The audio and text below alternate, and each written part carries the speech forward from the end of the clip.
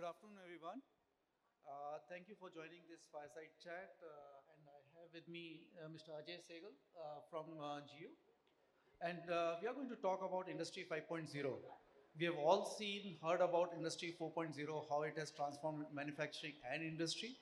And today we are going to talk about Industry 5.0 and a small bit of trivia about Industry 5.0, which is the term has been there for over a decade now, but it gained prominence when European Commission actually adopted it uh, for the for the purpose because it is much more human centric. So, uh, without further ado, let me just talk to Ajay about what is Industry 5.0 and how is it different from Industry 4.0. Okay. Good afternoon, everyone. First of all, thank you so much for coming and listening to us. And I was talking to Mohit that actually when we are on the stage, actually we should talk about, and frankly, I should talk about that what I am experiencing on the ground. Yeah. Because according to me, that is Industry 5.0. Because a lot of changes are happening, and especially in this era where customers are talking about almost negligible downtime, as well as customers are talking about 10 minutes delivery time. And at my home, actually, the customer is not happy even after 10 minutes delivery time because they are saying why it's taking 10 minutes. So there is a competition of that 10 minutes delivery time also, because now when we are engaging with a lot of other, QSR service provider, so actually they are now working on 8 minutes delivery time. So just think about that's the kind of competition from a customer experience meeting point of view is getting observed.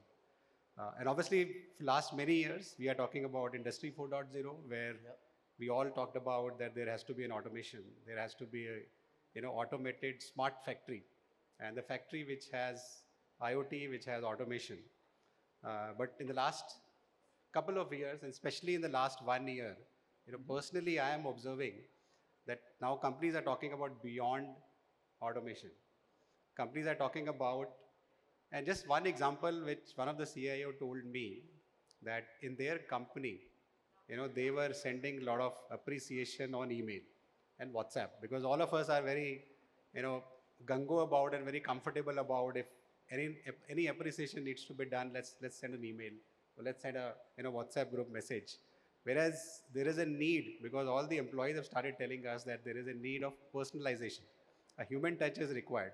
And that's what we are experiencing even in our factories also. When I am engaging with CIOs of the manufacturing unit, they are saying that factory also need a human touch. And that's what, according to us, the industry 5.0 is that there has to be a synchronization between the technology and the human being. Meaning, at the end of the day, even if I am using a best technology, but there has to be a innovation, there has to be a personal touch of a human being in the factory. That's what, according to me, is a synchronization which is yielding into Industry 5.0. Absolutely. So I think Industry 5.0 is much more human centric and people are there at the center of that. And you mentioned about 8 minutes or, I mean, which is really interesting. Are we talking about warehouses right next to my house then? It's amazing what is happening over there. But coming to like an operator like Geo or the other operators, what are the opportunities that it is throwing up for a player like you? So when I say what Jio is doing, obviously, in India, people are aware about that we are a number one telecom company. Uh, we are now the world's largest data carrier. So a lot of people would be amazed to know, but that's the fact that Jio is now carrying almost 8% of the world data. I'm not referring to the India data, I'm referring to the world data. Because that's the kind of network 5G infrastructure, 4G and 5G both we have built up. And it's a standalone 5G infrastructure which we have built up.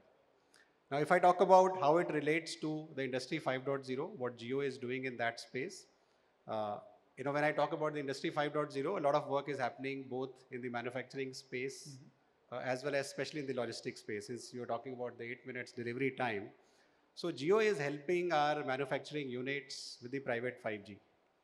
Because factories now doesn't need only a 5G network. They need a private 5G network. Meaning we all understand there is a public cloud, there is a private cloud. And people, they understand, what's the difference between a public cloud and a private cloud. On the similar lines, now there is a need for public network and a private network. If you slice a 5G, there can be a private network for a factory. That's the clear need, and Jio is building up that part. There is a clear need that each and every machine needs to be IoT enabled, so that on a real time basis, using private 5G, you should be able to see the data. You should be able to see uh, and do the predictive maintenance of the machines. You need edge computing because gone are the days actually where the compute processing was happening at the central data centers. Now the compute processing needs to be done at the edge level actually.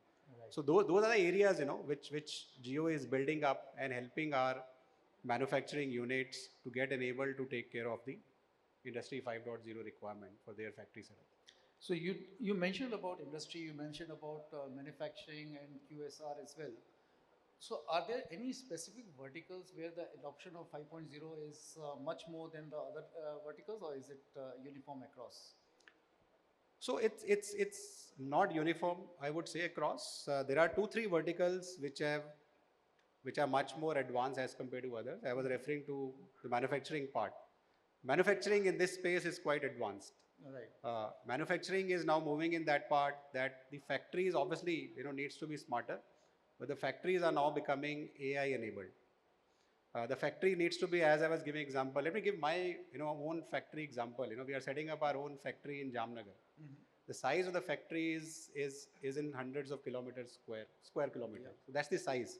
Now in that size of the factory, the requirement of the factory is that the factory needs to be fully automated. When I say fully automated, meaning when people are entering into the factory, their attendance needs to be on facial recognition based. Yeah. So that there is no more, the biometric, or there is no more of, managing registers. When the vehicles are moving inside the factory, meaning in the ground, the vehicles needs to be autonomous. That's the another need. Inside the factory, the factory in charge doesn't want that the movement of the goods needs to be done by people. The movement of the goods needs to be done by the robotic. Yep. So robots needs to move from one place to another place to move the location. The factory needs that the factory in charge wants, then the factory is running. I don't want that an individual goes and switch off one machine, which we come to know after 30 minutes, because then the damage has already been done. So there has to be a video analytics so that the SOP of the factory needs to be managed remotely by somebody who's sitting there. The real uptime of the machine is very, very important. And that will only happen when each and every machine is IoT enabled. There is a private 5G network which is getting established, and each and every application of the factory, whether it's CRM or ERP, are running on that private 5G. So that's the kind of the factory setup which is required, and we are doing that part actually. I'm not talking anything actually which is very futuristic. This is happening. This would be ready in the next 3 to 4 months time. And we are making factory. First of all, we are making this at our own factory, that this is the kind of factory has to be there. So this is one example. The another example is that the QSR part, the 8 minutes delivery time. So how is that happening? The warehouses are getting opened up. So we are in discussion with all these companies actually who are trying to deliver in 10 minutes or in 8 minutes. The competition is 8 minutes. Somebody, I was overhearing that they are saying that why 8 minutes, why can't 7 minutes? So I'm saying those are the kind of discussions. When those discussions are happening, just think about it, that they are talking about hundreds of dark warehouses. Yep. And those dark warehouses are not dark. They are fully enlightened from a technology point of view. When I say fully enlightened, meaning that those dark warehouses are there in each and every nook and corner, because it's not that the dark warehouses are there next to our building. Obviously, there are dark warehouses which are next to our building, but there are bigger warehouses which are slightly away, meaning that the requirement is that the warehouse can be anywhere. So there is a clear need of connectivity anywhere. So that's one area. The second point is that those warehouses needs to be secured. Those warehouses needs to have a video analytics. These are very basic requirement of a warehouse, which I have never thought of, that the warehouse will have that requirement, because somebody centrally sitting has to manage thousands of SKUs. Because customers are like us, actually if the delivery doesn't happen in 8 minutes, we will show our anger the company that why it is not happening in 8 minutes time. So to do that part, the SOP needs to be managed for thousands of SKUs. So the video analytics has to be there. The warehousing part, needs to be taken care from logistics point of view. So you need a proper video analytics that how assets are being tracked, how assets are being handled by people, how people are moving in the warehouse, how a security from a data point of view is being taken care. So that's another example of the warehouse. So these are the basic needs of a warehouse, and that's what we are experiencing. The change is happening. I've never thought of that the warehouse will demand such kind of technology. Third example, which recently we have started experiencing, is the healthcare part. Now the healthcare is saying that I need a data security. When I say data security, meaning the security of the data of patients, which can be rotated amongst doctor. And among doctors meaning not all the doctors, but selected doctors. So they are saying that there has to be a private network for me, where actually I will access few doctors, and those doctors should be able to, you know, share the customer data points, the customer vitals with each other. Actually. But that needs to be secured, because if one patient, data moves out, actually it's a big problem for, especially for, the hospital. So those are the kind of requirements which we are experiencing. So I would say in summary, there are three verticals. Manufacturing is one, because the factory is moving in that direction of 5.0. Logistics is the second one, where again the demand is moving up significantly from an infrastructure point of view, and healthcare is the third one. Thanks. I mean, certainly we have come a long way. Incidentally, I started my career with Reliance. I used to work in the Hazira plant. Okay. And I still remember that we used to carry those punch cards to office every day. And from there to the facial recognition, it has come a long way. Right. And I do see that the time up is flashing over there. But I really have to ask you one question. Yeah. Can you, I mean, just in short, tell one big challenge that you are facing when you are moving on this journey? I think the challenge is only to meet these requirements, but actually I would say that it's not a challenge, it's an opportunity for us. Because if the customer is asking for this kind of data, so what we are doing to fix this challenge, if it is a challenge actually, I see an opportunity in this. If the delivery has to happen in 8 minutes, if the SOP needs to be managed. So what Jio is bringing is what Jio brought for individual customers 8 years back, that the customers at that time was looking for 10 MB, 20 MB, 30 MB, at max 100 MB. Jio said actually you need data in GBs.